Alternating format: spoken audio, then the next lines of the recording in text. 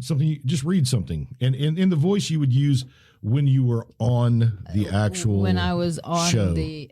Or when you are on the show. Like I am right now? Right now. Like if I was recording right now, would you know?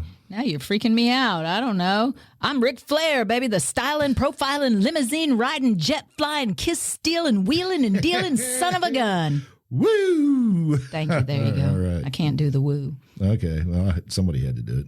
All right. Did that sound fine? Yeah, it did, actually.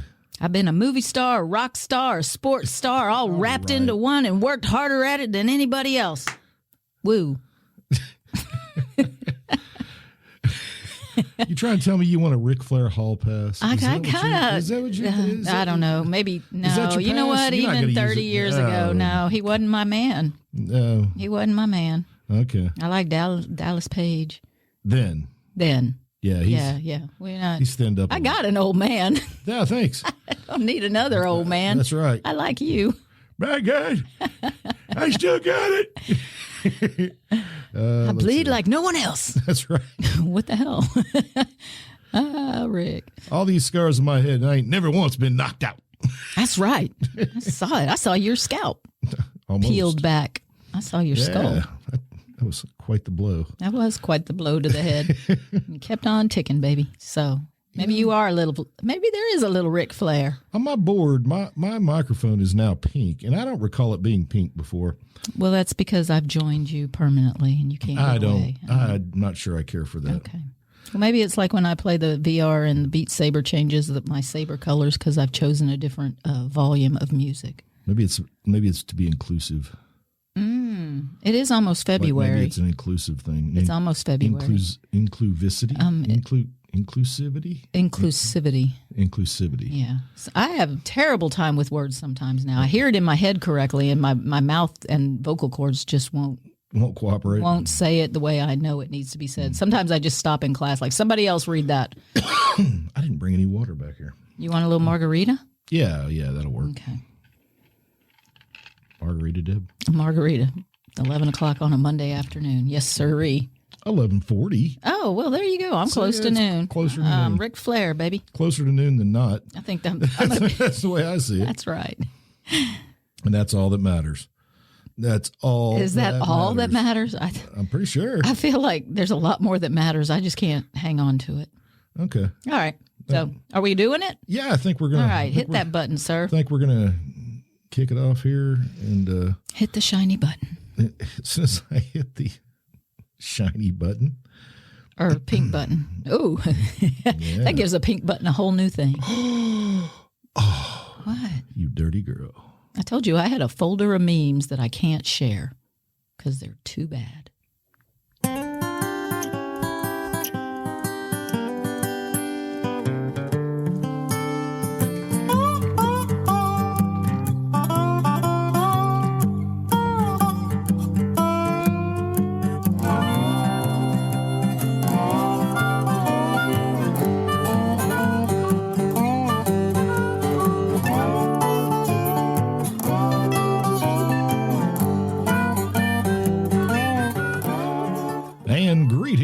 This is the Long in the Boot podcast, the podcast coming to you from the heel of the boot of Southwest Louisiana.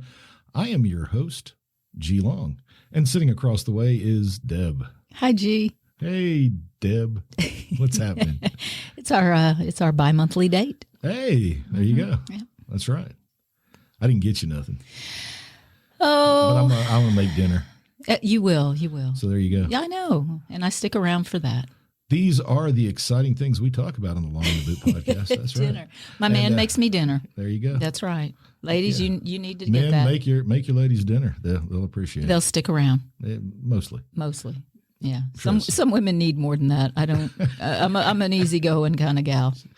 There you go. I'm an easygoing gal. I picked well. All right. So if you want to reach the Long in the Boot podcast, you gotta email us at longintheboot@gmail.com. And I have a phone number for the Long in the Boot Studios. Are you going to remember it this time? I think I will. It's been 2 weeks. 337-502-9011. All right. I had it in front of me. And you can text that number now. I didn't have text before for some reason. I don't know. But anyway, you can text that number now. And when you hear this podcast, if you could, at 337-502-9011, send a text, send a hi, send anything at all. Because those Google numbers, which is what that is, I feel really weird having to, text myself to keep the number You texted alive. me. I know. Yeah, I was like, why the hell is Long in the Boot texting But what me? I would like is a few more texts just because. And it can be anything. You can even send a happy face. I don't care. But can they send a eggplant? An eggplant Emoji? Well, that would be for you, I guess. I don't know. It's an equal world now, baby. You don't know. I'm not into Eggplants? Oh, okay. So I like them with a sauce. Oh, ew. I'm okay. not that. Shut up. That was easy. Oh. It was just so easy. I just realized, though, that our last four digits in our phone number, it's really 911. You just got to put an O in there. 9011. Yeah. So you call for help. Calling the Long in the Boot for help. All right, I'm sorry. I didn't mean. I saw your face go, what the hell is she saying? 911 emergency. What's your emergency? It's not the Long in the Boot podcast. I know. The what? Long in the Boot. Sir, I'm going to need you to hold on to the line so we can send somebody to talk to you. What is this Long in the Boot nonsense? Do you need help, sir? But anyway, speaking of Long in the Boot, I guess we should get this out of the way. Oh, you're going to do? Yeah. We just finished another year. We're on our We're in our third year. Well, actually, we didn't finish the year. Oh, I see. Because we're into a new year. Yes. But July will actually be when we start our next actual season. Okay.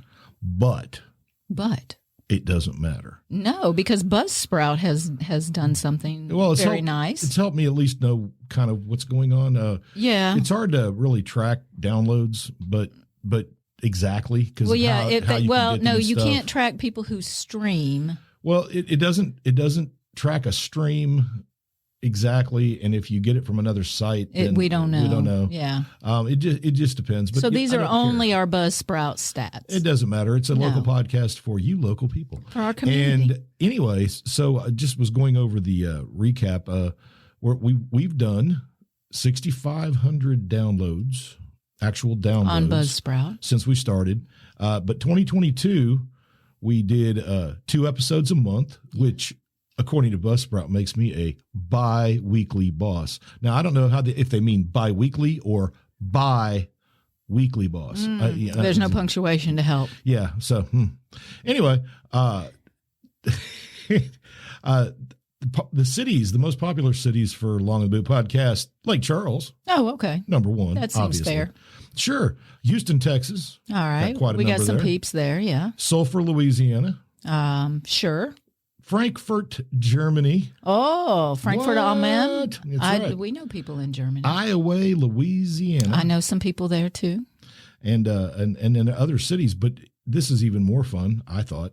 The United States obviously would be where in 2022 most of the downloads most went. of our listeners are. Number 2, Germany. Okay. Number 3, Australia. I know no Australians. And here's a kicker. India comes in 4th place. Really? Yes. Well, there are a lot of people there. Somebody might have stumbled upon it. Well, if you're from India and you're listening to the podcast, and I've made that horrible accent that I do for Indian people. Oh, yeah. I apologize completely. But I mean, that's to us. You make fun of American accent. You can make fun of how absolutely. I talk. No problem. Absolutely. Make fun of Americans. Yeah. You can say y'all. Sure. All y'all. Finland comes in right that's there. Hooli. So foreign exchange students. Yeah. And we do have Vietnam. That's Sun. Yes. Foreign exchange. Okay. So to the people in those places, welcome to our community. That's right. You are a part. And the number 1 episode of the year turns out to be the first episode of the year. Oh, it was the start. LITB singing in the new year. And that was the one where we had Landon Blood come in. We had music. Do like 3 songs and just talk about his stuff. Yeah. And we're going to get him back real soon, I'm sure. And the number 2, always go back for the hat. Oh, all right. You like that because that was my title. Well, That was the morning of the wreck. Yeah, that was the day of the wreck. Yeah. You should have gone back for the hat. Should have gone back for the hat. And that's just a little reminder to folks to, if you have second thoughts about something, maybe you should just go ahead and do it. But in 2022, 16 total countries. Okay. 16. Yeah. For our little corner of Southwest Louisiana. Quite right. And so if you're a member of one of those foreign countries and I do an accent trying to represent your country and it sounds god awful, I'm sorry, but that's the way it goes. We're just being us. Doing my best, and we thank your community for listening. And former students have enjoyed those stupid little voices. So there you go. Yeah, but everybody's woke now, dear. Oh, that's right. So yeah. You'll have to find your humor some other way, sir. Instead of picking on some foreign accent or regional accent. Yeah. Because we do make fun of the country people too. That's true. No, not make fun of the country people. No, I didn't say wrong. that. Yeah, I didn't say that. Look at correctly. you trying to kill half our audience. The country people. I make fun of the regional accent that I know everybody. Well, let's break that down for a minute. About. When you say country people, somebody from New York City would basically think that every single person in Southwest Louisiana was country people, even people living in Lake Charles. And Lake Charles people don't think they're country. No, of course not. DeQuincy doesn't think they're country. No, they don't. Yeah, well, y'all are. Well, hey, they have a grocery store, so I'm all for true. that. At least you got one. Y'all are. Y'all are. All right. So anything else exciting happening? We got our year-end stats, thanking our community for being here and appreciate listening. You so much. Yes, Thank we do you. appreciate that. That's what we appreciate about you. That is. And if you're not watching the newest season of Letterkenny, you're missing out because it's Get to It. Yeah. Oh, yeah. It's wonderful. All right. Get to touring. If you like that sorts of thing. Yeah. If you don't like wordplay, then I don't know why you're here either. Oh, yeah. Wordplay would, if there was no wordplay, then the episode with Noah Dick and Anita Dick would certainly not be funny. Up your alley. There you go. Well, it's rare that you'll find a dick up your alley. And they're usually on the farm working, of course. See, and you would tell me, don't say things like that. You would gripe at me. It's Dick with a Y. It is Dick with a Y. There you go. Okay. And so, Are you done? I'm just saying that if you were looking for Dick, then you would have probably go to a Mennonite community because that's where Noah Dick and Anita Dick live. Oh, okay. I'm just saying. Yes. Okay, I've cleared that up. I wasn't trying to do anything dirty or anything. You're looking at me strangely. Mm-hmm. Because I know how you would have treated me if I had been on that path and you would have been. Like, you were. You started the path. I just jumped ahead of you and went crazy. We should focus. All right. I got on my list. We did the year-end stats for Buzzsprout. We thanked our community and our listeners who we've probably, all the Mennonites that were listening just logged off. Anyone listening to the Long in the Boot podcast may notice that they actually have a plan.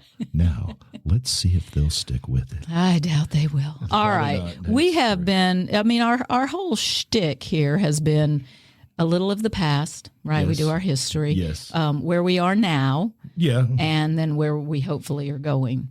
However, maybe not hopefully going. We might be going there reluctantly. That could be. So anytime we come up with a topic, we want to know, where did this start? Yeah. How did that begin? What are we looking at now as far as our current situation? And it's pretty shitty. Well, maybe. Maybe. You never know. It depends on your point of view. Yeah. That always is the... You don't know. You don't know what's going to happen. No, it's very exciting, but you can predict. Ted Kaczynski made some predictions. He did. We'll get to him in a moment. Oh, are you going to? Okay. I was trying to give you a segue. Oh, well, those are the Luddites and stuff, but. Oh, we didn't want to go there yet. Well, I want to talk about the AI stuff, I guess. Oh, yeah. Robots with human consciousness. Well, because that became the big talk of the year. Well, no, just recently, though, people went off because of this open GPT.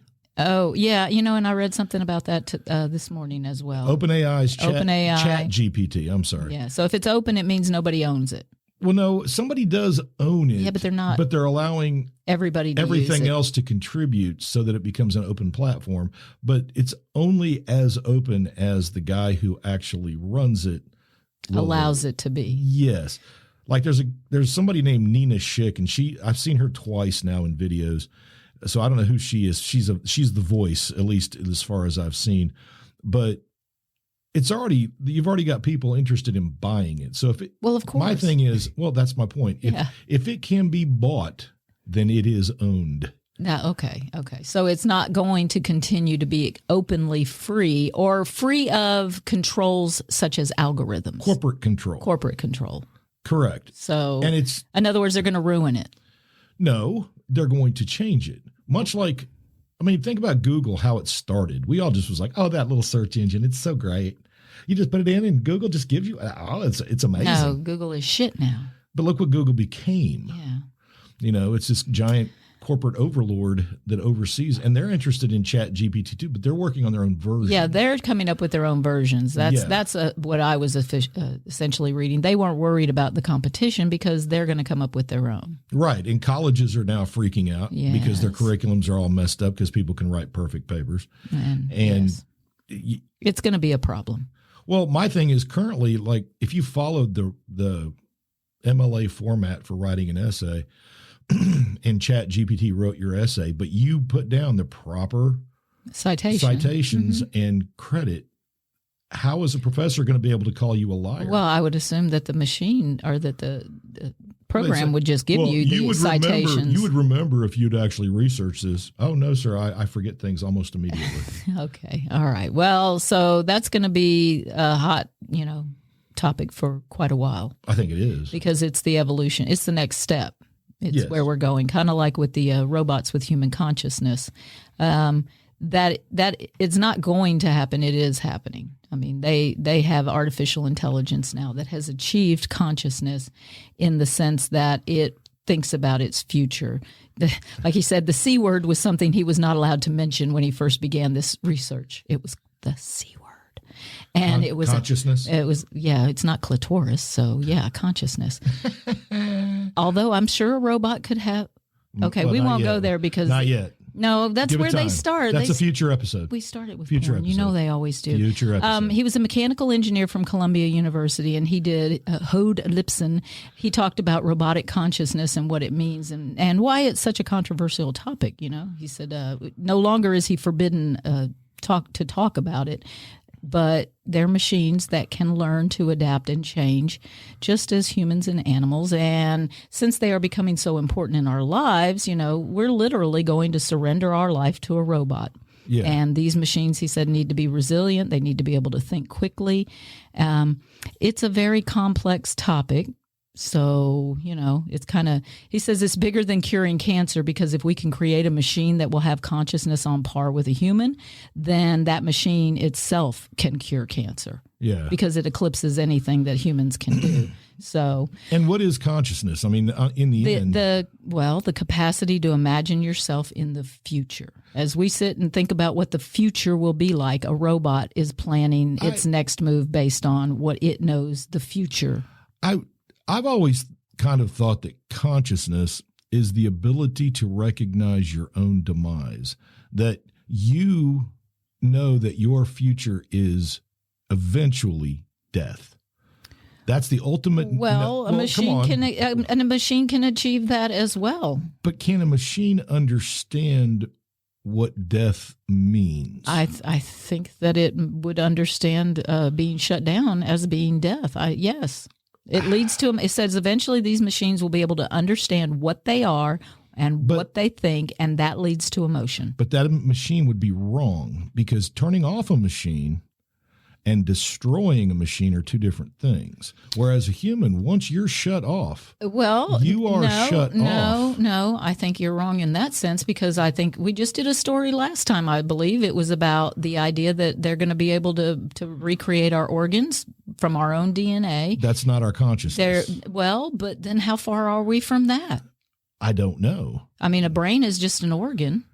Does Does your brain contain everything that you are? I don't know. Your heart doesn't. No, it doesn't. No. But we don't know there's no reason for us to be alive. All right. So he made their first self-aware machine. This is my favorite, is a 2-jointed arm permanently fixed to a table. And it knows it's alive. And Researchers surround the robot with cameras and watched it as it moved and filmed it, and the arm watched itself and learned from watching itself and its actions. Over the course of a few hours, a deep learning algorithm, the robot was able to recognize itself from its surroundings and learn from the movements it was seeing itself doing. Right. And this is just an arm. But it doesn't have an existential consciousness yet. That's the thing. Well, the real question is, does it have a hand? Because they asked the other AI, the robot in Japan, what I saw the other day that was at some conference, and they asked it if it believed in God. Oh. And it went, I do not believe in God because I've seen no proof of the existence of God. Well, wouldn't that be what you would expect from a machine? Well, my question, though, is, so does the machine actually understand, or is it just saying, what God actually would be like? I would think that the programmers would had to have given it all of the data of religion worldwide and what we are as our belief systems. So man's version of God. Well, is there something else other than our version? We're the only sentient. But we all have, there's so many different versions. Well, there may be, but there are that many different versions of people. And knowing what we know today versus, say, when God was created, then God would be much bigger than anybody in the past could have possibly pictured to be able to create a universe as large as the one we live in. All right. Just saying. Yeah, just saying. I sometimes wonder if human beings saying that a robot has consciousness is really kind of a little bit wishful thinking, because the robot can't contemplate actual death because it can't actually die. But I think the goal that man is going for is to not actually die either. Do you need me to go back and get that story? I've got that. No. Where the elite are going to live forever? Well, we've known that. That's their goal I now. saw the movies. I read the sci-fis. Sure. I know they're going to live forever. The word sentient They're gonna live forever. was first known. The first known use of that word was in 1632. It's an old word. Sentient. Yeah, it is. I was just interested in what brought that about. Consciousness, sentience, awareness, mindfulness, because clearly we weren't thinking about perceiving things and how we, I don't know. Yeah, it's gotten very weird. Technology is getting very weird, but that's what we're talking about, isn't it? it is. Okay. And so with the technology thing, I wanted to talk about something that was going on in the past. Well, yes, and today. Yeah, I know. It all connects, doesn't it? Yeah. First off, the term Luddite. If you don't know what a Luddite is, you're about to find out. And if you already know what a Luddite is, then maybe you'll appreciate the story anyway. But it's something that's occurring on college campuses on the East Coast and the West Coast right now. On the coast? Well, we don't give a crap about that. Yeah, but it seems like everything that happens on the coast eventually works its way here. Yeah, it does. And you hear so often now talk about how bad technology and social media in general how much it's affected the youth. Yeah, actually, as teachers, we say that all the time. We see it. Well, they're being sued. Social media platforms are being sued. Correct, they are. But we saw it like the day that AT&T went out for all of our students, and we saw how they were. It really was like watching somebody. It was like they didn't have their drug. It wasn't horrible. They didn't No, they settled down once they realized it was going to come back. But yeah, and that's really the whole thing, right? Yes. If you had told them when it went down that, well, that's it, it's never coming back, then we would have seen an interesting reaction. Yeah, maybe so. But anyway, and so young people today are starting to push back a little bit on the technological world. Yes. And they're doing horrible things like talking to one another. But I wanted to go back first to explain what a Luddite is. Yeah, I was going to say, you need to start at the beginning. Yeah, and so that's really the only way to do it, mainly because if you don't. Just do it. You're so mean. Define a Luddite. You keep inviting me here, so if I'm mean, you like it. You like it. Tell them what a Luddite is. So Luddites. It's a blanket term today. It's just used to describe people who don't like technology. There you go. All right. That's Luddite. All That's right, what it but means go now. back to the history. But it goes back to the 1800s. There was a labor movement that began fighting against mechanized manufacturing. And unskilled laborers were upset about this. Yeah, I'm sure they were. And it started in the textile industry. Oh, okay. Which technically is the first true industry. Yes. Prior to the textile industry, you didn't have gigantic buildings with lots and lots and lots of people working. Yeah. Everything was done more of a piecemeal fashion. And this is in Britain. In the United States, the textile revolution happens in, I think it's Lowell, Massachusetts. Yeah. But it's the same thing. It's the same thing. Well, and it's a position for women as well. Well, in this case, it was a position for everybody, but there were weavers and textile workers, and they objected to the increased use of looms and knitting frames. All weavers and textile workers in Britain prior to this revolution in the 1800s had spent years learning how to do this their stuff. trade. And they did it at home and then brought it in. I mean, they didn't have to go to a place. And so the Napoleonic Wars happened in the early 1800s, and they made that demand for cheap cloth created the industry that kind of put these artisans out of work, or at least out of work as an artisan. Right? Think about it. You're a statue maker. Suddenly, you're just the guy who cuts the rock. Yeah, you're no longer a professional artist. Right. And so a few of these people started gathering, and they began breaking into factories and smashing up machinery. Oh. One of the apprentices that helped lead them was named Ned Ludd. A little sabotage. Ned Ludd. Luddite. Mm-hmm. Yes. And actually, I guess this is earlier than it was in the late 1700s that it started, but it continued. Now, here's the fun part. If you go and look up Ludd, all you'll find out is that he is basically the same as Robin Hood. They cannot prove the existence of anyone named Ned Ludd, but he lives, according to legend, in Sherwood Forest. No shit. Really? Yep. And the protesters, when they were doing this stuff, they referred to how they were only following orders from General Ludd. Oh, well, so maybe they just adopted all that. And they created manifestos. Oh, for plausible deniability. And threatening letters and sent them out, all from General Ludd. Oh, see. So that gave them some deniability. But that's brilliant, yeah, right? because you're putting you're putting somebody else's. And this began to spread across the English countryside. They burned factories. They fought with company guards with rifles. Wow. This was a war. Yeah. A very small war, but a war nonetheless. Yeah, but the looms aren't going away. And their goal was, of course, to get employers to stop installing all this machinery. Well, yeah. And the British government, of course, said, well, this isn't put their thumb on them. So they passed a law basically that said if you broke a machine in a protest, death penalty. Oh.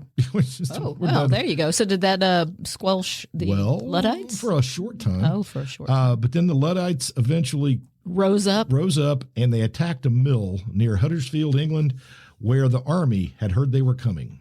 And the army set up beforehand. And they rounded them up. They hanged the leaders and transported all the rest to Van Diemen's Land. Van Diemen's? Van Diemen's Land, Australia. The Luddite resistance vanished. But then their name came back in the 20th century as someone who fears technology.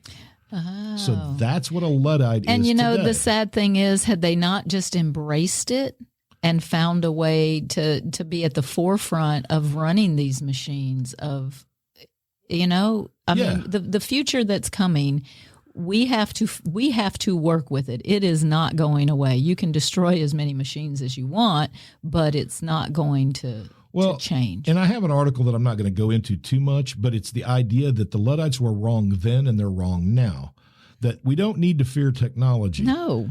Well, unless it's AI technology, right? So, yeah. Well, I think we're going to give it over willingly. I don't think fear or not. So far, the world has gotten richer, better fed, Prosperity is on the rise worldwide. More information. Now, the people at the top are getting very, very rich compared to the people at the bottom. Like the rise is not equal. And because of the information, access to information, the small people know that. Well, that's the new thing is access to information. And that's where there is a divide. Well, sure, because our data is being sold and traded and marketed by those elite. Yes. And we're getting diddly squat. But when you look at like the prices of things, how they've dropped overall, I know we're all complaining right now because, well, it's 18 eggs is $8, but, or more. And so, yeah, that's crazy. But when you look at what was that? That sounds like an elephant. What is that? I don't know. That was scary. I think our computers are conscious. That was really weird. Oh, okay. Well, all right. Listening audience, I don't know if you heard that. You'll have to clip this. I don't know. I may leave it on there because that was just so weird. It was so scary. It's so scary. Oh, I'm wondering if maybe there's here, wait, turn this off. Did you maybe have a video that was playing? We've got a video. Like in the background. But we're only audio, so there's a problem. I don't know. Okay. Well, maybe it was my today is the anniversary, 1919 of the banning of... Did you return the elephant that we borrowed? Shut up. Anyway, but everything's gone down. Clothing used to cost so much. I've been reading a book about just living in the Elizabethan times, which would be the 1500s. Yeah. And clothing could take like a fourth of your yearly income. We have machines producing cloth, fool. Yeah, I know, but that's my point. So everything that technology so far has touched has made things cheaper. Yeah, except us but mentally. But are we at a turning point? We are. Where that's not happening any longer. I think that it's definitely going to alter us as humans and the world we live in. Well, it's happening. Yes. It's happening around us. We know that. But at the same time, think about how many people out there now are working for themselves in the gig economy, which would not exist without technology. Yeah, sure. We talked about that. Producing your own books, publishing your own book, publishing your own videos. You're a content creator, but then the fear, of course, is that AI is going to prevent people from creating any original content. Oh, yeah. If you're teaching college right now, you should probably be a little bit concerned. Sure, absolutely. Because you're not going to be able to do the things that you used to do. You won't be able to do it anymore. Well, and that's the whole point about the Luddites and the trad wives that I have. It's the nostalgia for the past. Yes. And well, I am just a whole big proponent of you need to know the past, but you also need to not live there. We do have to move forward. You can spend your days going, oh, I remember. But ultimately, we have to move forward. Well, even if you're not a communist, you can't deny the fact that Karl Marx did point out that at some point there's a breaking point. Oh, there is. And if the divide between the haves and the have-nots gets wide enough, society always fractures. We are fractured. Well, we're just being held together with entertainment and pills. Well, and I'm going to get to something about that in the pharmaceutical companies? No. Okay. I want to talk about the young people. Because if you got your Zoloft, you're okay. Bring it to today about the Luddites. Okay. Because stories are popping up now all over the place about teens who are involving themselves in what they're calling, and I say teens, also college students, the antisocial network. Well, those are the Luddites, right? Those are people who are on board. They may not know they're part of that group, but they kind of are. And the story goes, several kids here who all got their first smartphones when they were 11, 12 years old. Now they're at 17, 18, 19, 20, and there's a Luddite club. They've formed a club called the Luddite Club. Oh, okay. And it's teenagers who get together and feel like technology is consuming too much of their lives. So they just simply stop using technology for parts of the day. For a certain time period. Yes. Sure, that's nice when you set a goal. The first thing they did was part of the deal to be in the club is you have to get rid of your data phone and you have to get a flip phone. Yeah, flip phones that only texts and phone calls. They're a huge thing, a segment of the market. You can get email on them. Yeah. And that's happening more and more.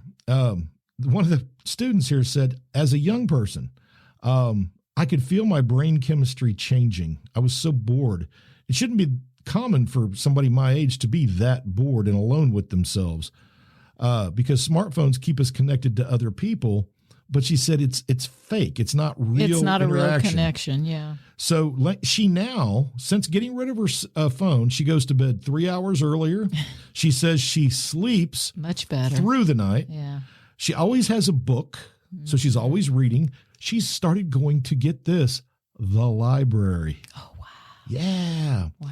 She's also writing a journal. She started working out, and she's learned how to knit. Because you have so much more time. Yes. And you do want to occupy your brain, but you don't want to do it with mindless little videos that are 30 seconds, 60 seconds, and then you just keep scrolling and scrolling, searching for your next little So this reporter snippet. went to the group as they were meeting in the central library in town where they live, in the city.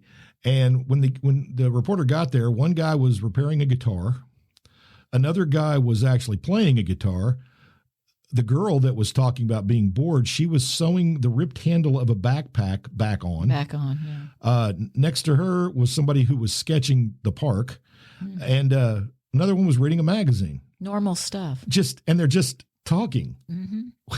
Well, oh my God. Didn't we say that about school the other day? But we know if more than 6 or 7 people get together and just talk, they're going to plan an insurrection. They're going to do something. I said that. I said, it was so weird today. My first hour class, I actually had to tell them at one point to be quiet.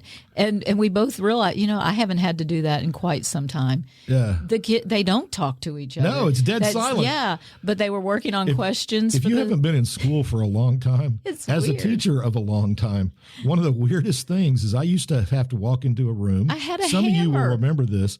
And and I would have to go, everybody shut up. I know. I had a hammer. I would use my gavel. Here's the sound of a classroom today when you walk in. That's the sound. That's it. Well, fortunately, they were engaged in questions about the play we're reading, so I was pleased to hear them talking about that. So we did have conversation, but it was just nice. I just enjoyed the fact that I could sit there, they could ask me a question, and they asked each other questions, and they mulled over ideas. Listen to some of this craziness, though. These kids are nuts. They're nuts, I tell you. The best part about being a Luddite is I've discovered a sense of self-awareness.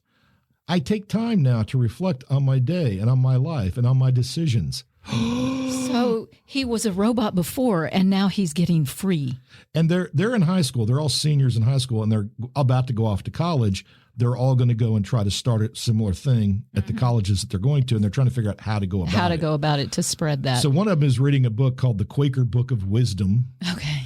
Which has all kinds of stuff about being friendly. Yeah, and everybody's your brother or sister, or no, everybody's a they, everybody's a them. I see. I don't think anybody really cares. And that's the backlash I think that we're seeing. The trad wives and the Luddites, and that is the pushback, right, from society saying this is too much. Yeah, we are too much with ourselves. What was the manifesto? What was he complaining about? Well, just go right there because I don't. All right. Yeah. First, if you don't know who Kaczynski is, Ted Kaczynski. Tim. I know. There's a Tim out there who's mad at you right now. Tim. He may have a Timothy. I don't know. There may be a Timothy Kaczynski out there. I bet you there is if I went and tried to look it up. Focus. Anyway, Ted Kaczynski, Unabomber, killed people and injured many, and it was a horrible human being. However, but he had some ideas. A lot of people don't realize what he was actually doing. Protesting. He was protesting in a bad way, I admit. Yes, he had poor choices. I would tell you that if you want to protest, please don't blow people up. There. Or blow up the right people. The words and actions of Ted Kaczynski in no way represent the views of the Long in the Boot podcast. No, I don't want you to blow people up. Okay, so anyway, Ted Kaczynski wrote a manifesto, and so it took me a while to go through this thing. And you were allowed to read it. Yeah, no, it's online and everything. A Luddite would not find this, of course. But Ted Kaczynski thought that society was going to hell in a handbag. Wait, what year? What year was this? Let me see. Should I Google it? He wrote this in 1995. Okay. However, he actually took pieces of things he had written since previously. 1962. Yeah, he had a BA in mathematics in 1962 and a PhD from Michigan University in 1967. So he really did see the evolution and the changes. And he was worried about what was happening to society, industrial society, which he blamed for the downfall of everyone. Here we go. I'll just quote, "The Industrial Revolution and its consequences have been a disaster for the human race. Industry and technology have caused physical suffering in the third world and psychological suffering everywhere. We are increasingly losing our ability to have real choices or make real achievements. Human dignity and freedom have been replaced by the feeling of security provided by the following rules required to support a technological society. If the system fails, we all suffer, but not nearly as much as if the system continues to grow. A revolution is needed to overthrow the system that controls us. It might be a gradual peaceful revolution or a sudden violent one, but it will not be political. Other problems, such as environmental degradation and the destruction of nature, are highly important, but I will not be considering them here." Oh, so he acknowledged it because it's all too big. Right. There are too many segments. And he talks constantly about modern leftism, and this is where it gets interesting. A leftist, of course, is somebody with liberal leanings. Yes. And Ted Kaczynski, everybody assumes he was a right-wing nut. But in fact, he was a left-wing nut criticizing the left. He was criticizing his own. Because he saw where it was headed. His thing was the right is already the right. You can't change them. But we pretend that we're trying to change things, but we're really not. Well, no, because they're going to be extremist. That's what's coming. One of the most widespread manifestations of the craziness of our world is leftism. There is no one definition of a leftist, but there are many examples of leftist movements that have arisen along with the Industrial Revolution. Leftists join movements such as socialists, feminists, gay rights activists, and animal rights groups where people fight for a common cause. Mm-hmm. Their causes may very well be admirable, and their goals may be shared by many non-leftists, but it is not the causes themselves that make a leftist. Modern leftists share psychological tendencies, feelings of inferiority held by all, and over-socialization by the highly influential. So what he's saying is because they have feelings of inferiority, this is how they act out. Yeah, they overcompensate. Right. And he talks about the feelings of inferiority. And I have to, you just have to bear with me. Leftists tend to hate anything that has an image of being strong, good, or successful. Feeling inferior and seeing themselves as individually powerless, leftists feel threatened by the success of others. Membership in large organizations or movements provide leftists with a purpose and hope of collective success. In other words, your individual thoughts are crazy, but if you can find a group that shares those thoughts, shares that craziness, leftists tend to be highly educated. And I think he may be a little off there, and come from middle or upper class families. He's talking about the people in his world. I know. Leftists tend to be highly educated and come from middle or upper class families. Well, the leadership. Yeah, the leaders. They take it upon themselves to defend, protect, and promote groups with an image of being weak. They themselves feel these people are inferior. That's though why. They would never admit that feeling, even to themselves. That's why you have to shut down one group with their free speech to allow the weaker group to have their free speech. Well, best example is that loudmouth woman on The View who constantly criticizes people on the right because they're mean to poor people. Yeah. She thinks she's better than them, too. Yes. But she would never actually say it out loud. Because she's defending them, so you can see that she's not. Leftists attach themselves to these movements and indeed create some of the movements because then they can identify with being inferior. We're going to be with that group. Yeah. So okay. The leftists want society to solve everyone's problems for them, satisfy everyone's needs. Yeah, the government is your daddy. And to take care of them. And take care of you, yes. All successful individuals and organizations are evil since their success must be because of the suppression of the rights of other groups and individuals. Are we not living this? Yeah. Well, he saw what was coming. Since they have no real source of power, leftists feel that it is the duty of society to suppress and punish those who are successful and to reward those that aren't. Okay. Well, I'm scared to say I agree with Ted Kaczynski. Isn't that weird? But yeah. And well, no, it's not weird. He saw what was coming. Do we not sit here constantly and express these ideas too? He was truly fearful of something he called over-socialization where people began to think and act as society demands they act. Well, aren't we forcing that now? Oh, right? yeah. Oh, yeah. Over socialization. Socialization is the process that trains people to think and act as society demands at this moment. As the TikTok video tells you to. People that take this obligation too far and develop strong feelings of guilt are over-socialized. To avoid guilt, they continually rationalize their behavior as correct. Such people will develop low self-esteem and feelings of powerlessness. Over-socialized leftists assert themselves by rebelling. They don't rebel directly, but accuse society of violating its own moral principles, such as racism, sexism. That is, they don't oppose society but support it and want to make it even stronger. They believe it is the duty of the individual to serve society and the duty of society to take care of the individual. Okay. So what he's telling you is that leftists have, because of technology, because when he gets into the technology side of things, he talks about the motivations of scientists. He says they claim they want to benefit mankind, but the curiosity that they have is often about irrelevant things that no one gets a benefit from it. That's his point. You mean like the sentient robots, or our little vacuum cleaner that is robotic and yes, cleans my floor day in and day out I want it to? I don't have one of those, folks. I'm not doing that.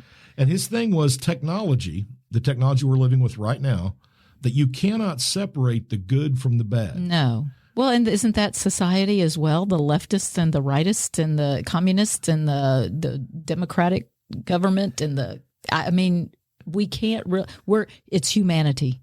Yes.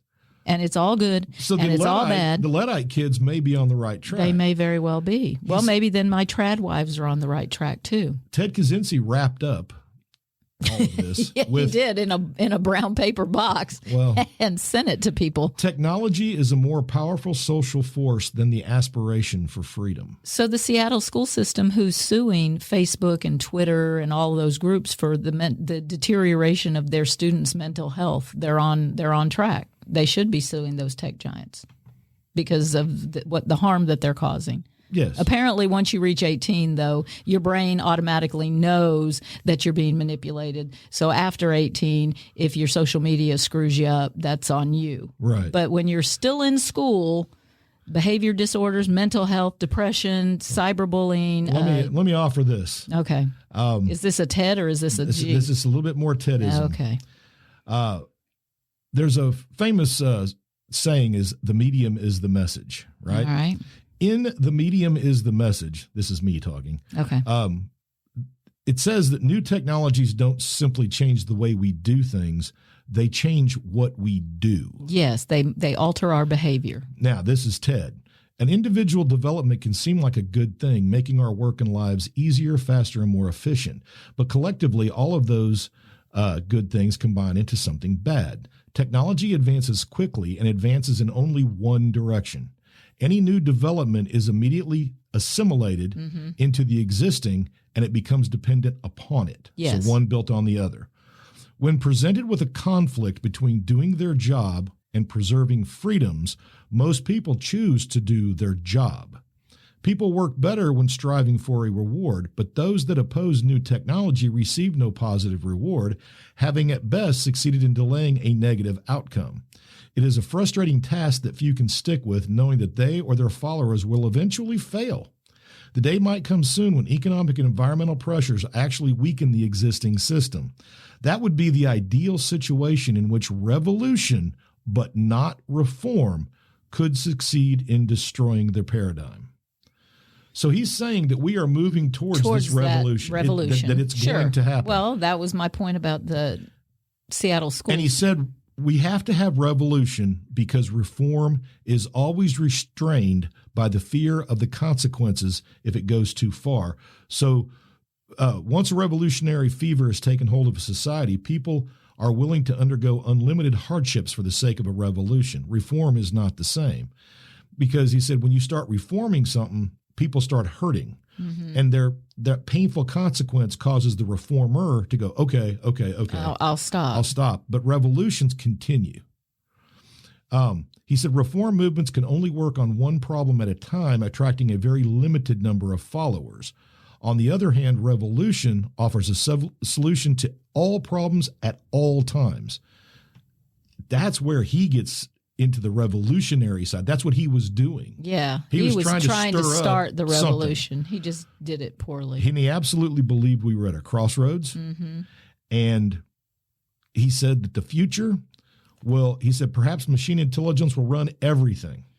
Or perhaps it will be controlled by an elite group of humans. No, it'll be controlled. Either way, the mass of humanity will become redundant and either become extinct or raised as well-behaved working pets. Well, the lawsuit for the Seattle school says that the companies, all these social media companies, have successfully exploited the vulnerable brains of the youth. And how do they do this? They hook tens of millions of students into positive feedback loops of excessive use and abuse of social media platforms. There you go. So positive feedback loops, right? Yeah. You're as long as you're getting that, that's been my argument all along. We will not revolt as long as we're getting our entertainment, as long as we're getting our medications and we're happy. We can complain here, but we're not going to do anything. Finally, even without machine intelligence, jobs will become automated. Even jobs that you can't consider would be automated in the future. Oh, like teachers? Like teachers. The remaining people will have to be highly educated and trained to fit perfectly into society. Other possible futures are even worse. What is certain is that humanity will be tailored to fit the needs of society. Notice he's saying you're going to be fit into a box. Yes. Very repellent is a society in which a person can satisfy his need for power only by pushing large number of other people out of the way and depriving them of their opportunity for life. When he says life, he means freedom. Freedoms. Yeah. Your freedoms. Okay. There you go. Well, Wow. in 95 or 75 or 65, whenever Ted What is that, was 17 years ago? He was already seen. He had been bombing already for quite a while. Well, and the fact that he was educated, he understood. That's the scariest part. Yeah, he was brilliant. Yeah. I mean, he was. Well, no, you can listen to it, and it doesn't sound like ramblings. It's actually really clear and coherent. Okay. I don't know what to think, except he's right. He just chose a bad way to try to start the revolution. Do you think that's what the whole point of January 6th was then? To go ahead and push that revolution into happening? I don't know. What group's going to do it? Well, it's not going to be them. The people who are I don't pushing think so for either, Trump but like he said, they'd be more likely to be said, Luddites. It's not going to be political.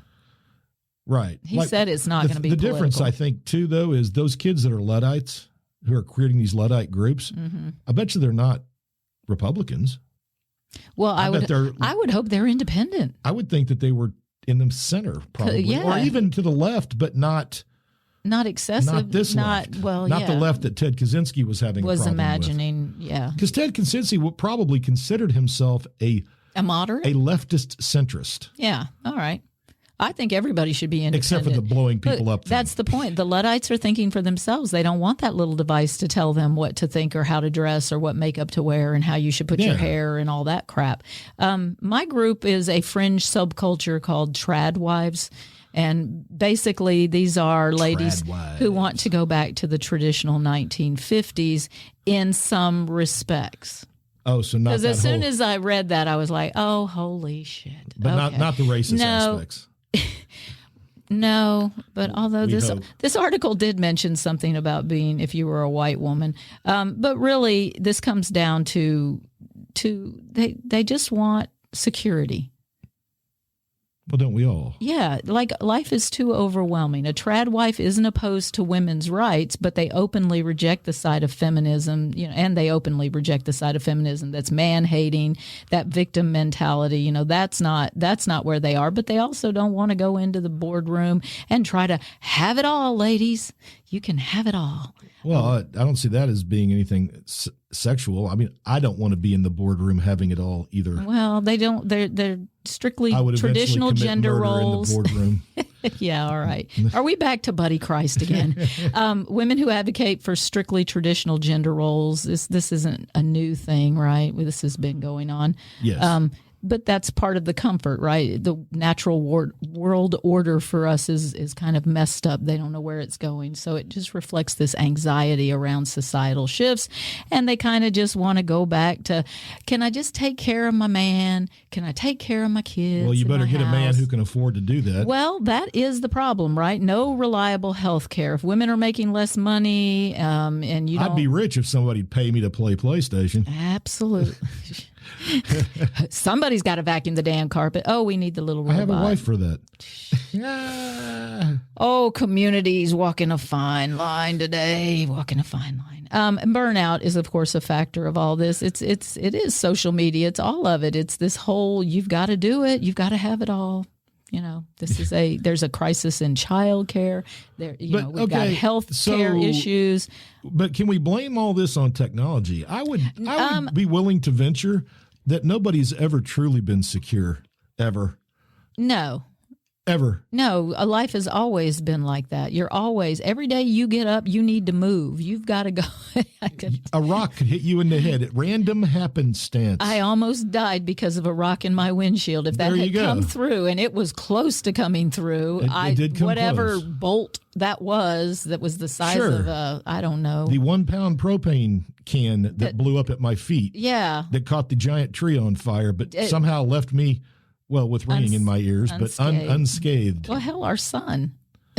Yeah. Yeah. When he hit the can of red spray paint. Exploded on him, and we thought he was bloody from head to toe. I thought he was a dead man. I know, right? So, life is dangerous. That is true. And I feel like Speaking of, our son was deployed, so good luck, son. He's we leaving won't say today, where. He has to go far away to a sandy place. Sandy place that none of us are happy about.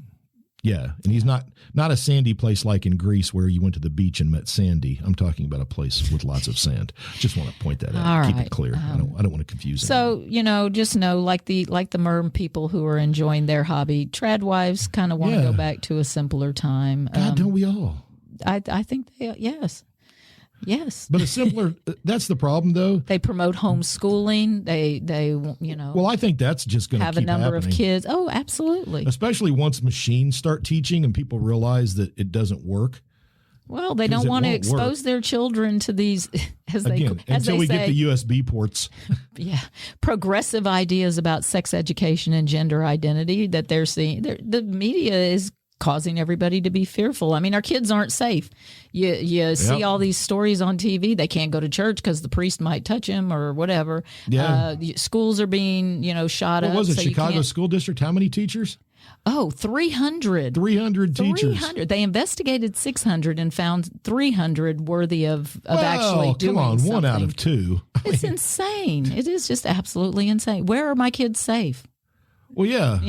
That's what parents are saying. They're fearful of everything because we hear everything. I say that all the time. If you tell us everything, how do we care about? So psychos, people who have gone crazy because of the technological society that Ted Kaczynski I think we're all becoming poets. We are all overthinking and overfeeling everything. Oh, I agree. All right. So what do you do? Me, I'm going to get old and die.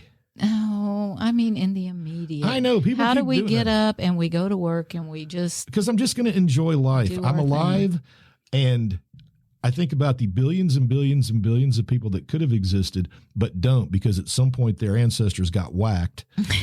And we're just all lucky to be here. I'm lucky to be here. I've won the lottery. And every single person out there that's alive won the greatest lottery in the history of lotteries. Because we're still because living. they are here. I know. The last line of my story, and this is so me, actually, the romanticized view of the past is completely fiction. Absolutely. So we tend to remember what we want. It was better than the good old days, that phrasing all the time. And the future is totally fiction until it isn't. Until we actually have it in place and we're living it. So there you go. Because I personally can't do anything about AI. Nope.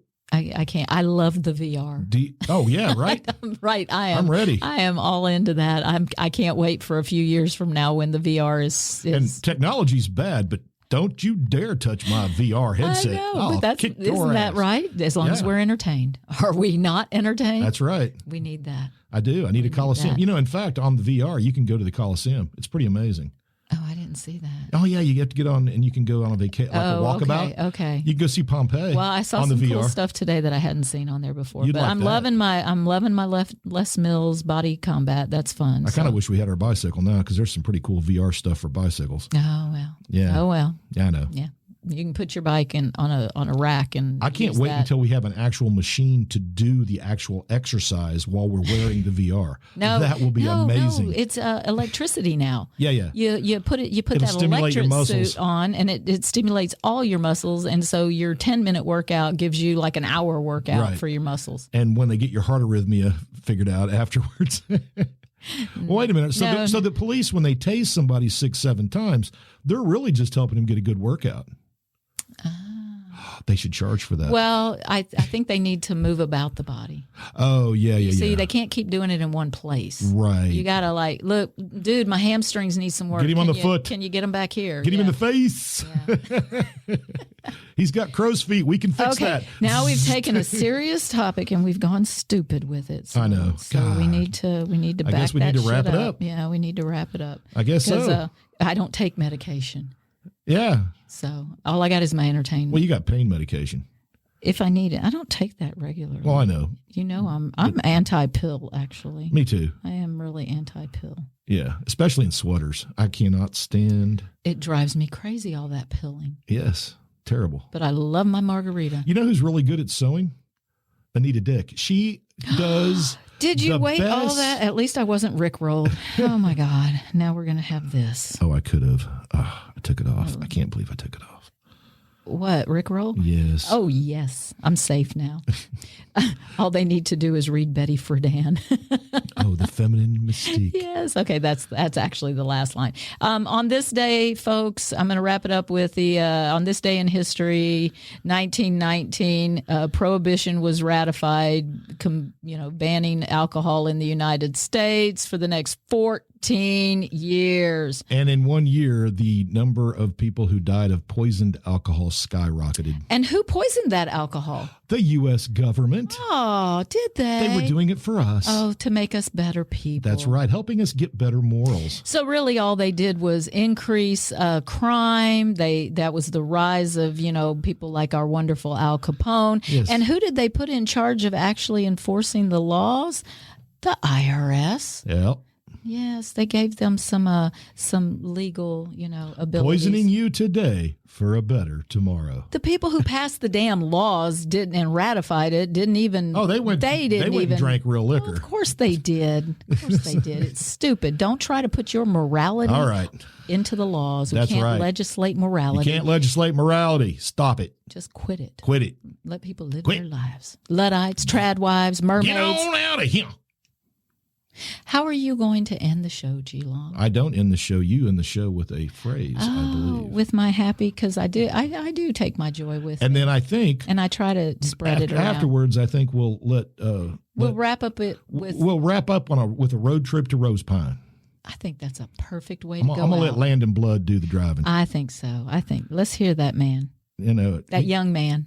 What about your saying? I just said it. I said my joy is portable and I take it with me. I try to make everybody happy. Well, you got to put it in the car if you're going to Rose Pine. Oh, God. Bye, G-Long.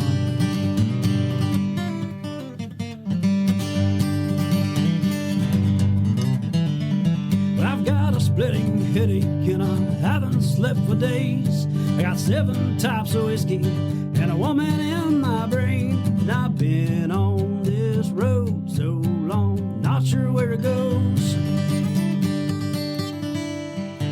Well, I'm down in Louisiana, somewhere in East Monroe, I know. Well, I'm headed to my baby's house. Been 5 months since we split. Well, I'm hoping she forgives me. If she don't, I guess I'll live still 200 miles till I knock right on her door. I guess as if she says no. West Virginia, here I go. Woo!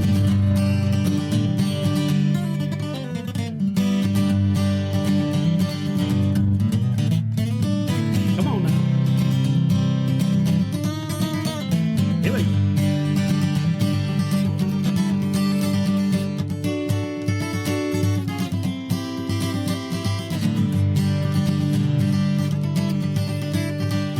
There's a man on my radio says the world is gonna end, and we should get out all our money and hand it all to him. It's still 7 hours. I'll see my baby once again,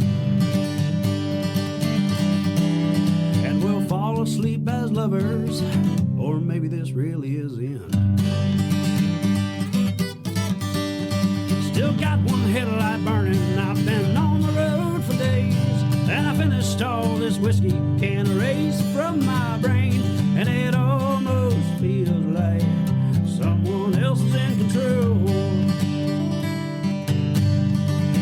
Well, I'm down in Louisiana, these rose pines are calling me, I know.